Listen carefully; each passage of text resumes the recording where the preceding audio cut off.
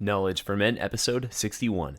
Welcome to KnowledgeForMen.com, where boys turn into men, where men turn into leaders, into lions, the ferocious few who stand strong, a place where you grow to become the man you were born to be. It's time to take massive action towards the life you want. Get the health, get the relationships, business, and career you've always dreamed of. Achieve a level of success and happiness that you've been searching for so many years. Life has given you enough, and it's time to take a stand and take full control of your life. Stand with us as we interview the most inspiring and successful leaders to give you real-world advice to crush life and awaken the sleeping giant inside of you. This episode is brought to you by my private online men's group called The Lion's Den. You can check it out at knowledgeformen.com and click on The Lion's Den. If you've been listening to this podcast and you like the content, but find it hard to find other guys out there to relate to, talk to, share your wins and challenges with, maybe you're on your own path of personal development and other guys think it's weird or they're just not interested in what you're doing. You kind of feel like you're alone on this mission, but you're not. There's thousands of other guys out there who are on the same path, and I've been putting together a group called The Lion's Den to try and find these guys, bring them together. Hey, I know it's hard to make the push towards greatness in your life, and I found that the best way to get somewhere you've never been is to surround yourself with other people who are already there, or who are on the same path as you.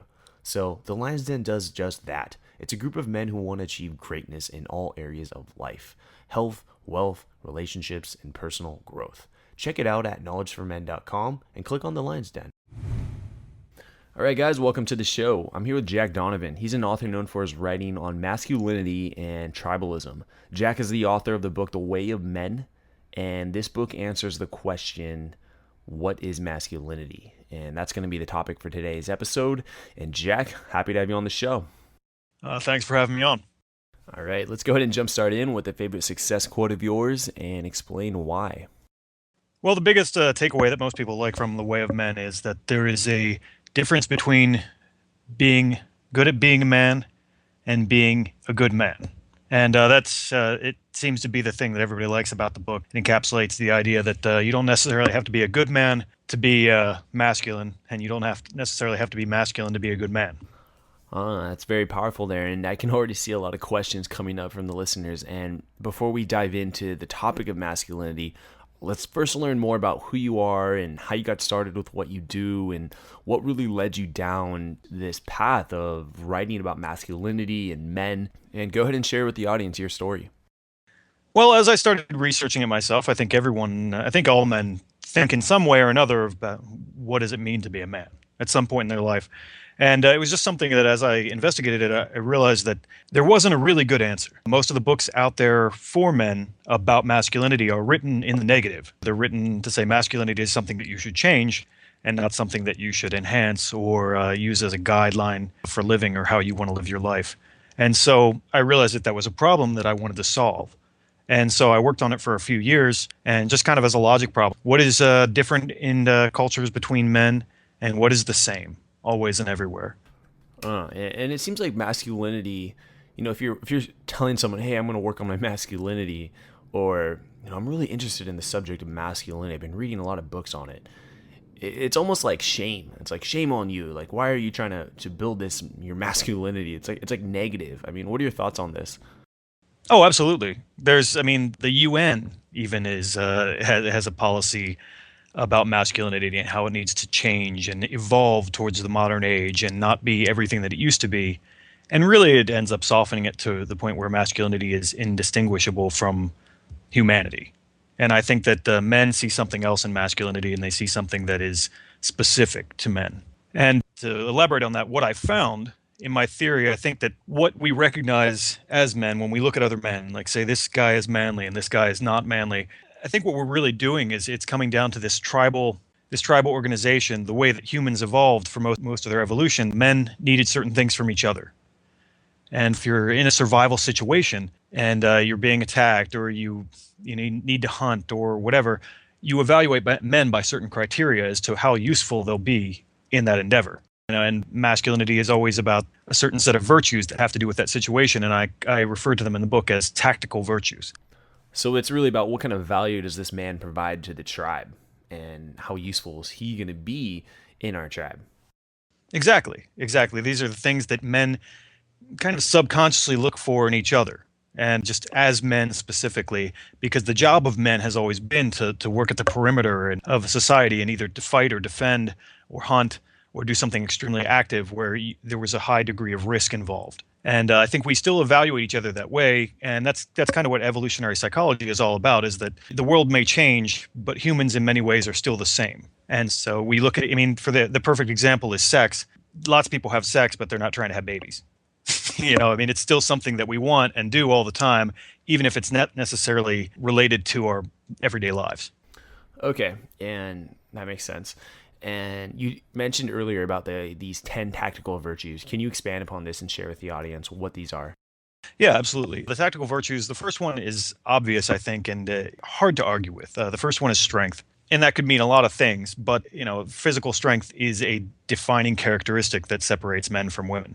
More men are more strong than more women. So that's pretty simple and straightforward. The second one is courage. You want to know that the men around you are not going to turn and run when things get scary. In a survival situation, you want to be surrounded by men who are strong, who are willing to take risks and willing to take risks for the group and aren't going to put you in jeopardy by all of a sudden disappearing. So a good example of this could be in the military. I mean, we're training our guys out there to handle battle, to when things get really scary, to walk into the scary and not just run away and drop your gun. Absolutely. But I think we still, even men in modern situations where there is no enemy outside, I think we still evaluate, like, that guy looks like he's afraid of everything and that guy doesn't. I think men still do a hierarchy in that way. Is that men going to stand up and push back, or is that man going to recede? And so I think it's important to understand that we still look at each other that way in many ways, that even though that there are no bears.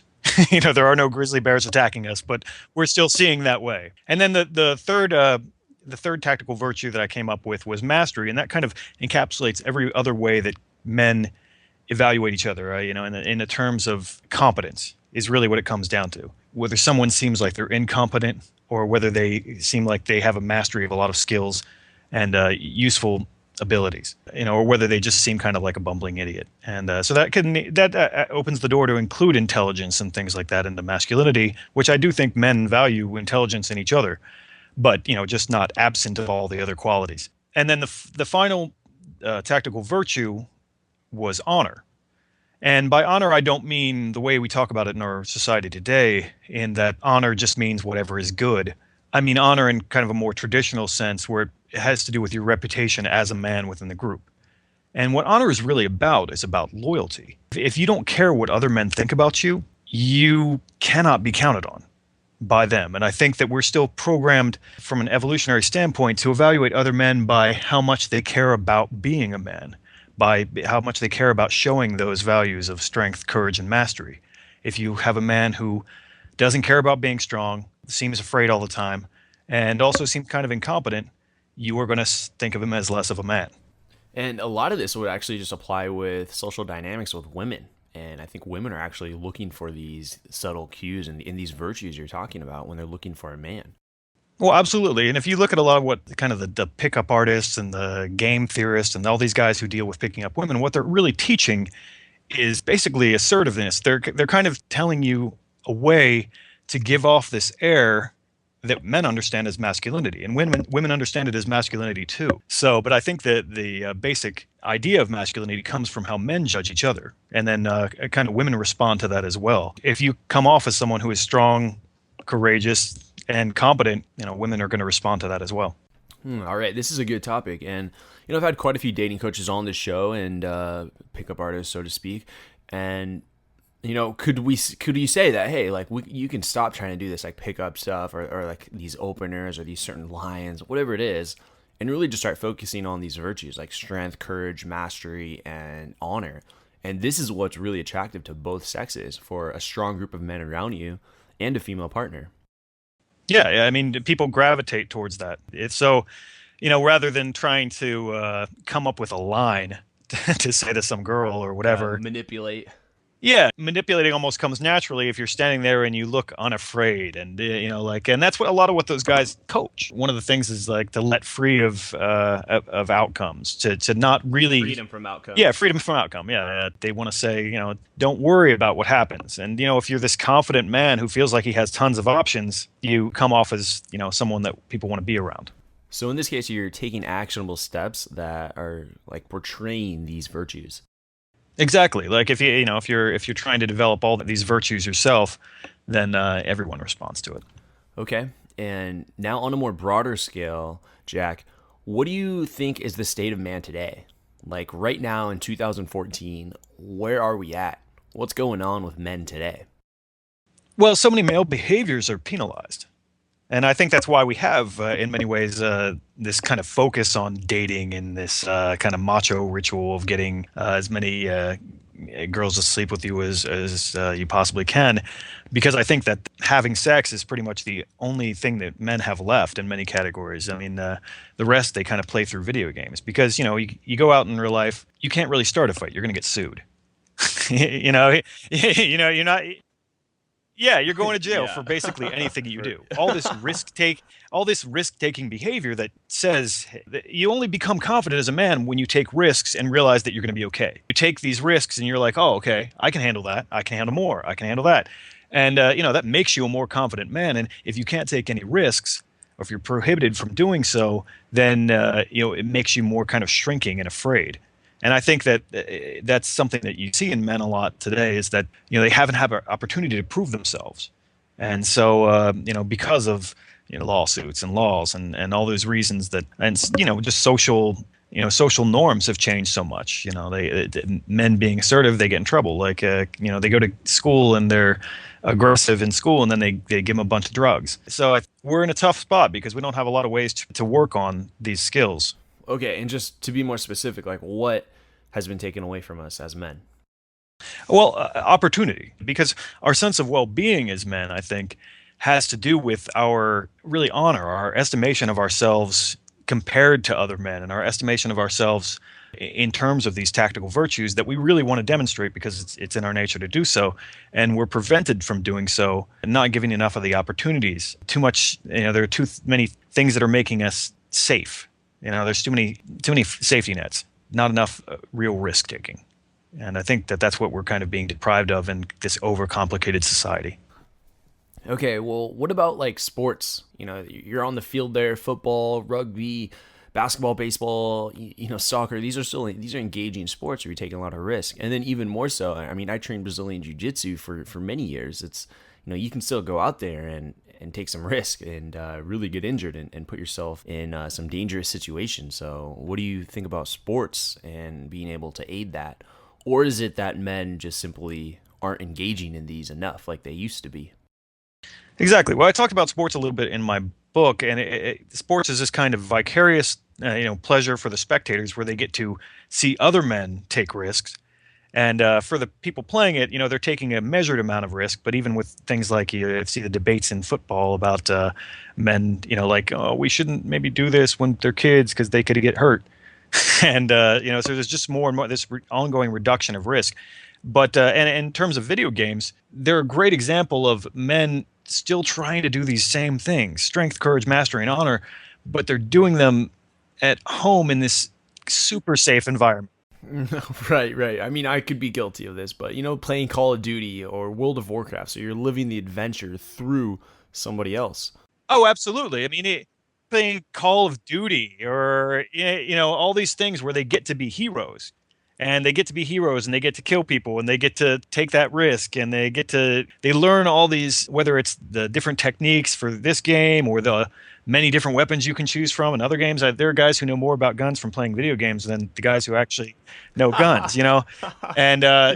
I think it's important to, see what they're doing. I mean, masculinity hasn't gone away. There's just this redoubt. There's this staying at home. But unfortunately, what happens to their bodies is that their bodies aren't getting stronger. They aren't really becoming men. They're just becoming virtual men. And, then they get up and, a lot of them are either obese or really skinny or, So, I mean, video games are really cool. And if I had all the time in the world, I would play them. But it just seems like, kind of a sad last redoubt for manhood. And this is a huge topic for especially younger guys, and myself included when I was younger, but played a lot of video games. And so you get to play the hero, and this takes away from you really wanting to become the hero in your own life. Yeah, they never get the opportunity to actually be the hero, and I think that that's what makes you a more confident man, is going out and testing yourself in the real world. You can say, I got to level 15 and I'm the biggest badass in this video game, but that doesn't really mean anything out in the rest of the world, Like if it's World of Warcraft. I am king of the mountain. Yes, no. All right, so what's the problem if we continue down this path? Well, just continued emasculation. I mean, the more government isn't really good at making less laws. It just keeps making more and more laws. More law. More. Yeah, and so that just keeps reining men in. It gets tighter and tighter, and I don't see any way out of that, because laws, the way they're made, they protect the interests of people with a lot of money. And so they throw a lot of money at politicians, and politicians makes more laws to favor these guys.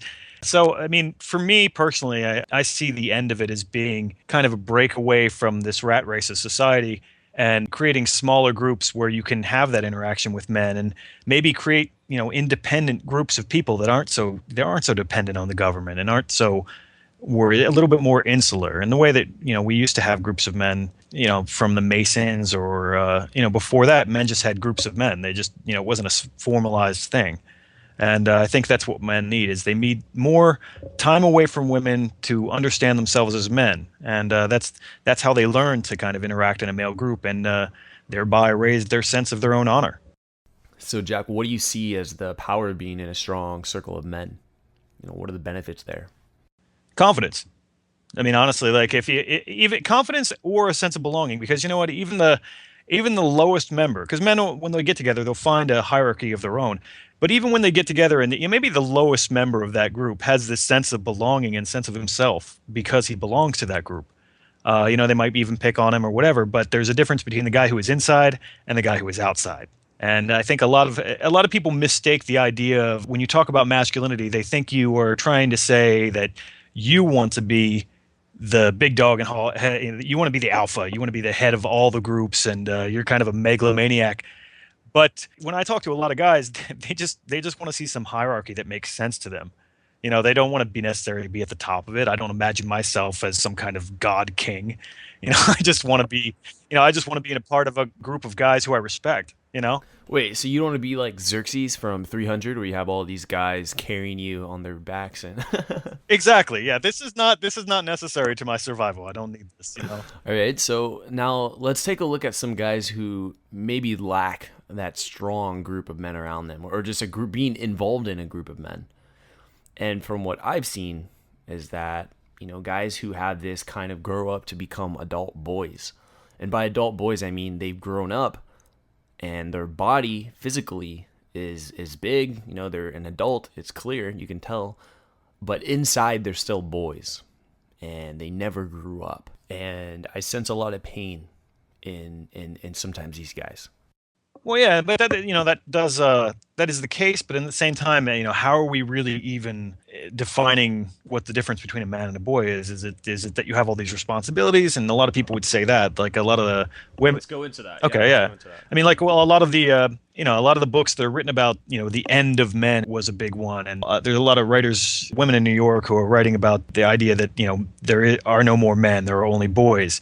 And and their reasons are, they aren't getting married, they aren't engaged in civil society, they aren't getting advanced college degrees, and that's a very specific kind of manhood. So I mean, I don't know if the solution, or what they're lacking, is to get over these goalposts. I think in many ways they're realizing that those goalposts are actually not helpful for them anymore, in the many way that, like, marriage is very risky. A woman can end it and take everything from you that you worked for. They can take your kids.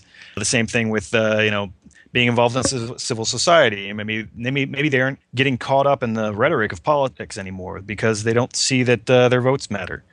Maybe they're disengaging from college because they realize, for a lot of people, it's a bad investment. So I think they don't necessarily have a better way or a way to prove themselves in the real world in many cases, but at the same time, the options that are available to them, those goalposts that everybody thinks they're not getting over, are not great goalposts for them anymore. They don't offer the rewards that they did 100 years ago. And can you give some examples of these goalposts? Goalposts. I mean, those are the major ones that people talk about: education, education, marriage, and buying houses. Like stuff like that, which is also in many cases a bad investment now. So there's all these things that they want us to do, but we're realizing that they don't pay off. So Yeah, definitely. And this leads me into the area of rite of passages for men, and specifically in Western culture. What are the rite of passages in our society? And, it's very loosely defined for men. Is it going to be losing your virginity? Is it going to be living on your own, being independent? Is it when you graduate high school or college? Or is it when you get your first, salary job? What is it that makes you a man? Like, what is the rite of passage in our society? well, there really isn't. As people were identifying this several decades ago, there was a movement, men's movement in the 80s and early 90s, and they're saying men don't have any rites of passages. But the thing is, when they said, "Hey, let's create one," they got shouted down as sexist. And the idea of feminism is that there shouldn't be different roles for men and women. And so, having some kind of initiatory process into being a man suggests that being a man is being different from a woman. So it's basically been disallowed, and that's why we don't have them to a certain degree. We could start them, but it would quickly be called discriminatory. And I think that's one of the main reasons. We don't have anything like that, and also because our society is too broad. It's not homogenous. Too many different peoples with completely different values, and the highest value of our society, I believe, is commerce. And that you don't need an initiation into commerce. You just have to make a lot of money. It's not like getting initiated as a hunter. I mean, maybe getting a bank account makes you a full human in our society. I don't know. That's too easy. There's no risk.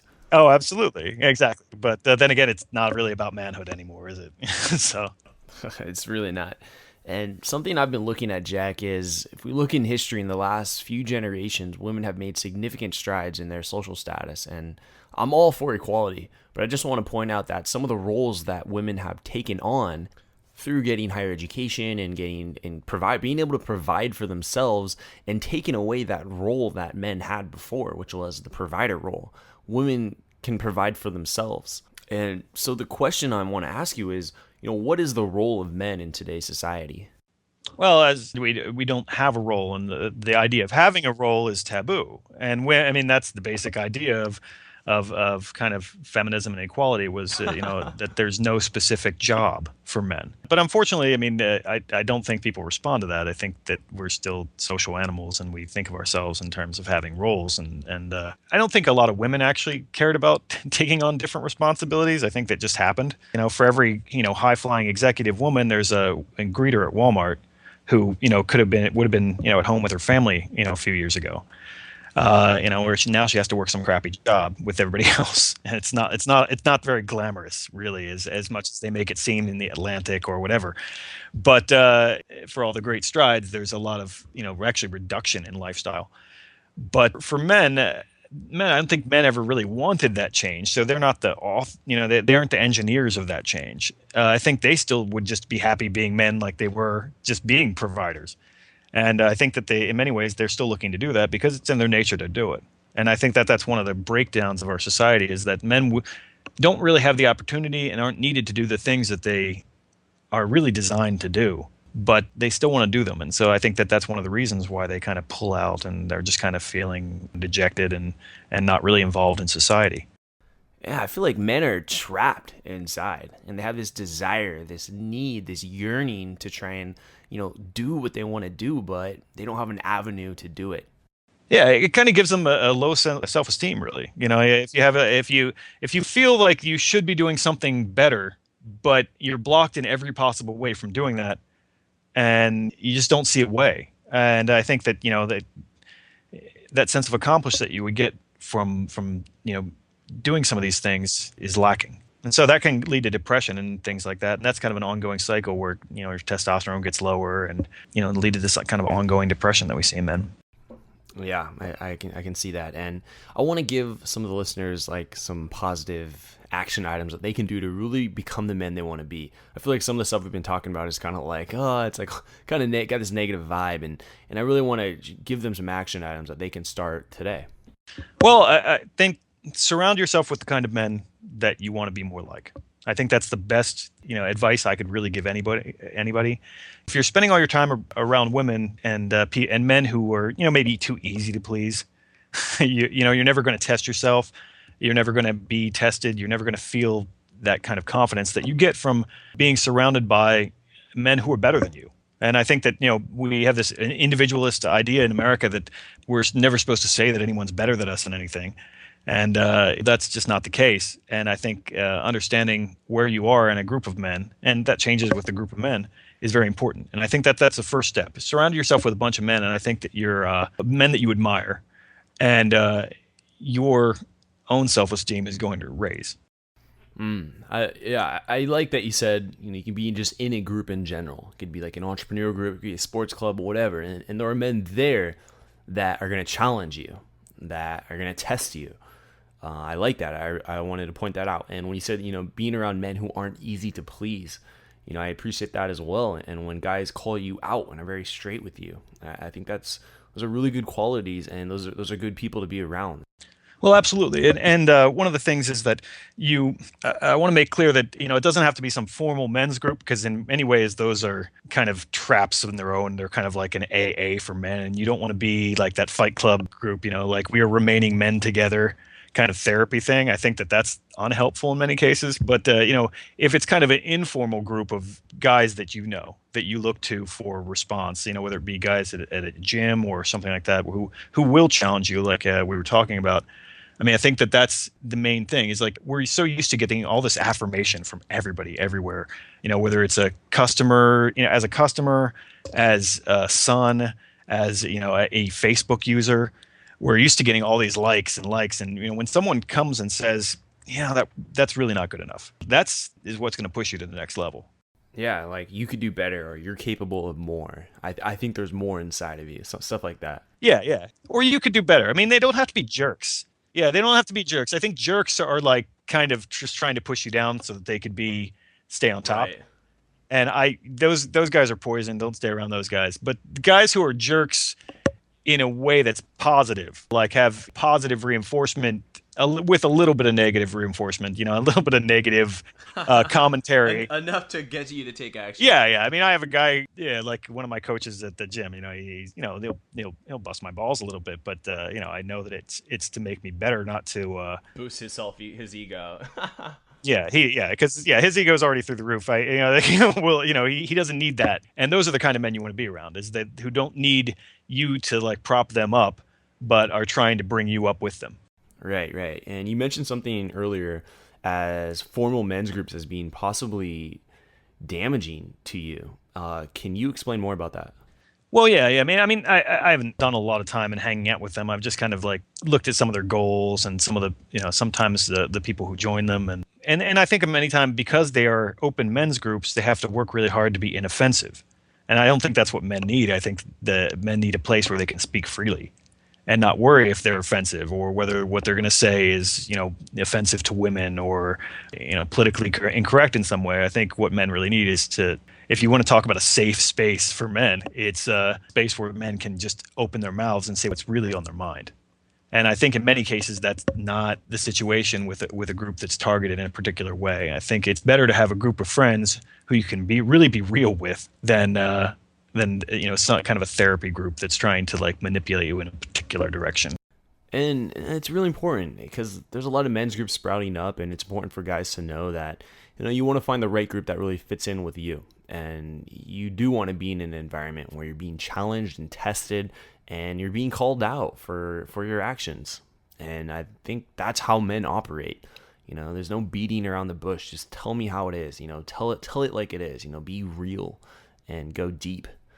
So I'm glad that we touched on that. And Jack, it's now time that we enter the knowledge round. Are you ready? Okay, I'll give it a try. I feel challenged. Well, it's going to be good for you. All right, I want to give you more details about the Lion's Den. It's a private Facebook group where you post your goals in health, wealth, relationships, and personal growth. The guys hold you accountable, and you have a place where you can get instant feedback from other high-performing men from around the world. You can get more details at knowledgeformen.com and click on the Lions Den. There's men's coaches in there, there's dating coaches, fitness coaches, millionaires, guys with startups, guys who just graduated college and are happy to be surrounded by so many guys just making it happen for themselves. There's fathers in there, military personnel, and just all walks of life from all over the world. 70 guys strong right now and growing every day. But the one thing that we all have in common is that we just want to achieve greatness. We want to push ourselves. We want to challenge ourselves. We want to really just become the men we want to become and do it not alone. We don't want to do this journey, take this path alone. We want to do it together with other men. And that's what I find so powerful about this group. We also do monthly Google Hangouts, which is sort of like an online meetup with about 12 guys in each hangout. So you can meet all these guys and build stronger relationships with other high-performing men. And there's also a structure to each hangout. Guys, this group only costs $19 a month for a limited time. You can get more details, and you can set up a consultation with me at knowledgeformen.com and click on the Lions Den and get started from there. Welcome to the Knowledge Round, where the guests will be asked rapid-fire questions to give the audience invaluable pieces of wisdom to help transform their lives. Starting in 3, 2, 1, showtime. All right, Jack, how would you explain being a man to an 18-year-old? Strength, courage, mastery, and honor. Start there. Short and sweet, I like it. And Jack, what advice would you give to someone who's feeling lost or unsure of their purpose? Read The Way of Men. No, I mean, read The Way of Men, and also, like I said, surround yourself with other men and get their purpose. Get that from them. All right. And Jack, what was holding you back from becoming the man you are now today? Oh, it's a constant struggle, and it should be. Manhood isn't a destination. It's a journey. It's an ongoing process. You can't rest on your laurels. You have to keep pushing yourself, and that's when people respect you. So, the things that have pushed me back are the things that push other men back. Fear of judgment, fear of being excluded, and the social things that are keeping us from experiencing manhood as we really want to. Right. And Jack, can you name a person who's had a tremendous impact on your life? Maybe a mentor? What did he or she say to you that really had that impact on you? Well, one of my mentors, I would say, was one of my best friends, and he put me in a position where he challenged me for years. I had a job doing exercise equipment delivery, and I didn't even know how to use tools at that point. And he would just bust my balls every day.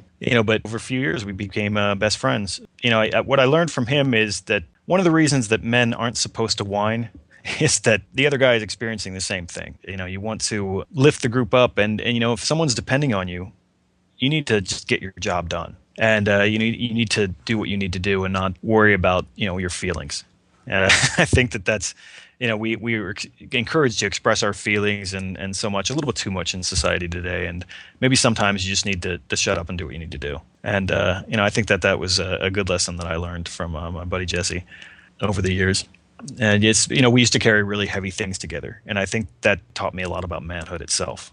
When you have a really heavy thing and you're on a set of stairs, we used to carry treadmills, and if one of you could fall down the stairs and break his back, things matter. It doesn't matter if your hands hurt. It doesn't matter if your hands hurt. It doesn't matter if you're not feeling good that day. It doesn't matter if you have a hangover. You just do it. And, you do whatever needs to do so that you aren't letting your buddy down. And I think that's one of the things that really is what manhood is about. I like that. And Jack, let's go into 3 of your most influential books and why. Let's see. Well, one of the most influential books in The Way of Men was a book called Demonic Males, or the Demonic Male. And it had to do with, it was kind of from an evolutionary perspective. It talked about chimpanzees and bonobos and different perspectives that those groups have in regards to how many resources they have as to how violent they are. So it was a really interesting discussion, and it was cool because it was written by people who really didn't want to find out what they were finding. They really didn't want this part of the nature of men to have to do with something violent. They wanted to find something better, more peaceful, and it sounds better, but they found what they found. And so I think that was a really great book. My second most influential book, and I try to use it when I write because it's really written in aphorisms almost, is the Hagakure, which is a Japanese book written by a samurai who was not allowed to kill himself as was expected in his time, or at least hoped for.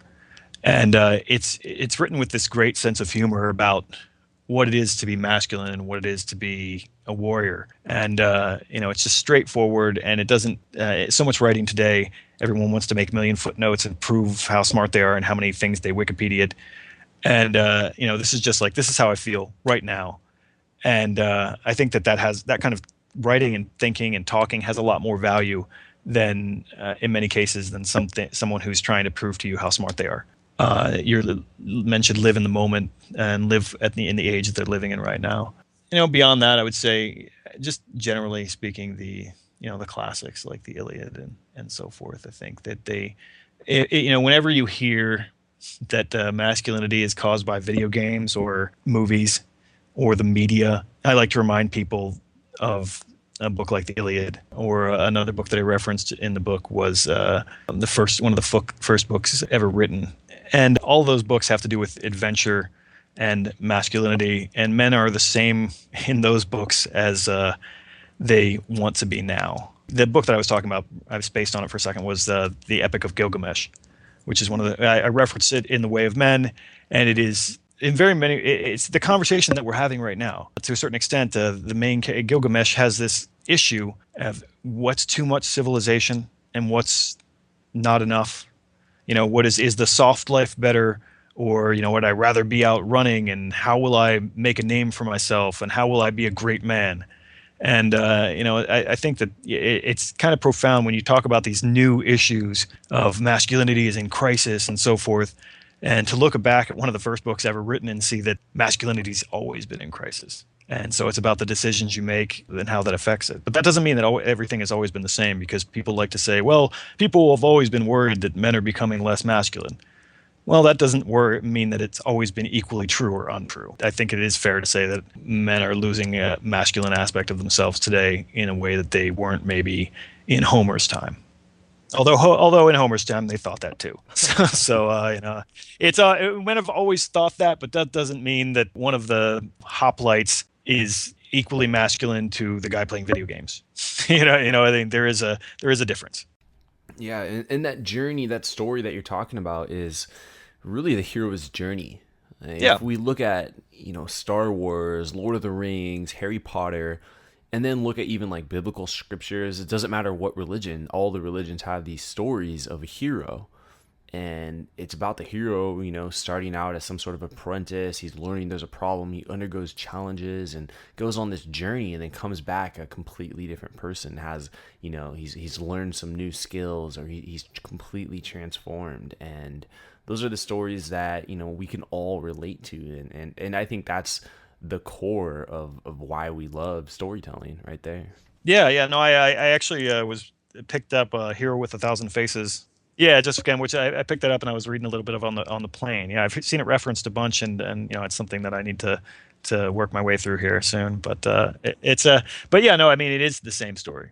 I mean, very much. I've heard that described before, and it is very much the same story over and over again. All right, Jack, and scenario here for you. Imagine you had 60 seconds with your 20-year-old self. What would you tell him to do, and what would you tell him not to do? My 20-year-old self, I would tell him to man the fuck up. I would tell him to stop chasing, not be so concerned with the things of modernity like fashion and art and so forth, and really stop running away from groups of men and maybe get back to them. And that when I was a young kid, I thought that masculinity was dumb. I thought that all the things that people were told, and it took me until I was in my early 30s to realize that I was missing something. So I would tell them to go back and look at what you're missing. All right. And what's one underrated characteristic that you think, every man should work on? And if they did, they'd see massive results in their life.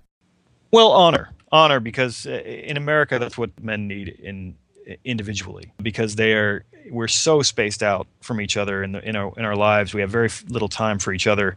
And Americans believe themselves to be these kind of rugged individualists. And in many ways, that's just a way to hide from the judgment of other men. And so I think that it's too easy to make yourself a cool guy in your own head. And I think that it's scary to be judged by other men. And I think that that's what men need to do. All right. And Jack, what's your philosophy on life? My philosophy on life. Well, it has to do with philosophy has to do with what you think is good. So for me, I think we're losing what is good, and I think I would like to see a world where the masculine virtues of strength, courage, mastery, and honor were held in higher esteem than they are today. And so that's kind of what I'm working towards. That's what I think is good. All right, Jack, I like it. And now let's go into what's exciting you today. Like, what are you currently working on, Jack? Oh yeah, I'm pulling together a book of essays. I was actually doing the introduction this morning, and that kind of compiles it's going to be called A Sky Without Eagles, and it's probably going to come out in the next month. And it compiles some of my best writing about America and what's happening to it over the past 4 years or so. And then after that, we'll have to see. All right, looking forward to that, Jack. And go ahead and give yourself a plug so all the listeners can get in contact with you. All right, well, my website is easy. It's jack-donovan.com. And you can also like my author page on Facebook, send out interesting news and so forth that way. Or you can just follow my blog. I started a podcast recently. And actually, after I get off the phone with you, I'm going to return. I'm going to sit down and do a podcast about the movie Conan with a survivalist from Switzerland. So I think exploring some cool things there. So if you're interested in podcasts, as you obviously are, if you're listening to this, then maybe check out mine. All right, will do. And Jack, thank you so much for being on the show. It's been a pleasure having you be part of the Knowledge for Men community and sharing your story and lessons from the way of men with my community. Thank you. Thank you. All right, and that's going to wrap up episode 61 with Jack Donovan of The Way of Men. All right, and so today's action item for this episode is, you heard Jack talk a lot about being around a group of men. And I myself find this to be very powerful, and it can really provide a lot of value in your own development and in your own life, and can really help you overcome a lot of challenges in your life as they come. So if you don't have this, I encourage you to search for one. And so you're not looking for men's group. Like, it doesn't have to be a specific group only for men, but you want to find, just like how Jack kind of mentioned, just it could be anything. Like myself, I'm involved in different entrepreneur groups here in San Diego. There's different groups of guys that you can be affiliated with. When I was training jiu-jitsu, there was definitely a lot of guys in the gym that I looked up to and, got, feedback from when I was asked questions and just to be around a group of men. And so you can find it in other avenues. It doesn't have to be a specific group called a men's group. It can be anything that you have interest in. But just go out more and surround yourself with other men that you like being around, and guys that you would like to emulate. Wherever you can find this, I encourage you to go out. And so if you're struggling with this, the first action item you can do is go to meetup.com and start adding yourself to different groups in your own area. So meetup.com is basically, you can find different groups on business, on hiking, on dating, anything. Whatever interest exists, it's got it. It's got art, music, skateboarding, whatever it is. You can find an interest that you have on there and find groups to hang out with. And I encourage you to use it and to go out and surround yourself with other men and learn and grow and really start becoming that person that you want to be. So that's the action item for today's episode. Thank you for listening to the Knowledge for Men podcast show. It's been a pleasure having you be a part of a thriving community of men who want to crush it in all aspects of life. I'm on a mission here to inspire millions of guys, and with your help, we're going to make a dent in the universe. Check out knowledgeformen.com for a ton of free content that's designed to help you live a remarkable life. Again, that's knowledgeformen.com. I hope to see you there. And always remember, 2014 is the official year of the crush, where we take action to get the life we've always dreamed of. This is your host, Andrew Farabee, and until next time, let's do it.